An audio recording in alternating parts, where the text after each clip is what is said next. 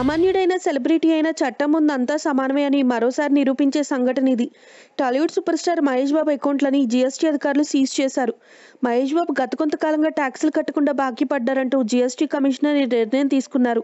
ఏ దేశానికైనా ఎక్కువ ఆదాయం లభించేది పన్నుల రూపంలోనే. అందుకే ట్యాక్సుల వసూలు విషయంలో ప్రభుత్వం చాలా ఖచ్చితంగా వ్యవహరిస్తూ ఉంటుంది. ఇప్పుడు మహేష్ బాబు విషయంలోనూ అదే జరిగింది. మహేష్ బాబు గత 9 సంవత్సరాలుగా పన్నులు కట్టకపోవడంతో ఆ మొత్తం బకాయిలు 73 లక్షలకు చేరుకున్నాయని అధికారులు అంటున్నారు. ఈ నేపథ్యంలో మహేష్ బాబుకు చెందిన యాక్సిస్ బ్యాంక్ అకౌంట్లో ఉన్న 43 లక్షలను జీఎస్టీ అధికారులు స్వాధీనం చేసుకున్నారు.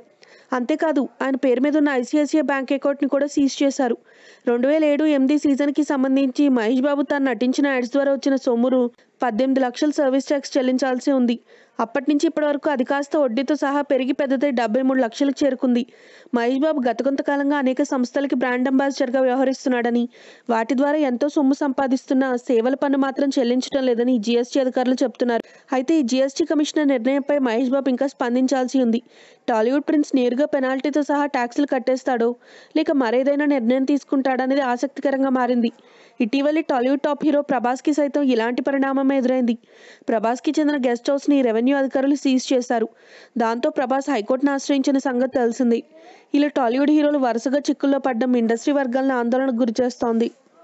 If you like the video, please like us and subscribe Tollywood Nagar.